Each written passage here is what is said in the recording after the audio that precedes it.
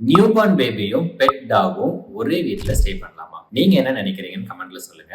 Answer is yes. தாராளமா stay பண்ணலாம். ஆனா ஒரு சில விஷயங்களை நீங்க ஃபாலோ பண்ணணும். நம்பர் 1, பெட் பாத்தீங்கன்னா ஹெல்த்தியா இருக்கணும். வேக்சினேஷன் கரெக்டா பண்ணியிருக்கணும். டிவார்மிங் கரெக்டா பண்ணியிருக்கணும். நம்பர் 2, ஹைஜீன் மெயின்டைன் பண்ணணும். இந்த பெட்டை தொட்டுட்டு குழந்தைய ஹேண்டில் பண்றீங்கன்னா ஹேண்ட் சானிடைஸ் ப்ராப்பரா பண்ணணும். அதே மாதிரி பெட்டு இருக்கிற அந்த பெட்டு, அதோட பவுல் எல்லாமே கொஞ்சம் தள்ளி தான் வைக்கணும். குழந்தை இருக்கிற ரூம் பக்கமே வரக்கூடாது.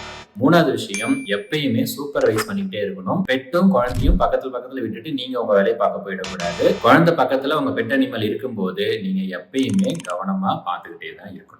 நம்பர் 4, குழந்தை பிறந்து இப்ப வீட்டுக்கு கூப்பிட்டு வரீங்க அப்படின்னா பெட் அனிமலை நீங்க கிராஜுவலா இன்ட்ரடியூஸ் பண்ணணும். அப்படியே ஒரே நாள்லயே 2 பேரும் பக்கத்துல வச்சுட்டு ரொம்ப நேரம் ஒரே நாள்ல ஒரே ரூம்ல வைக்க கூடாது.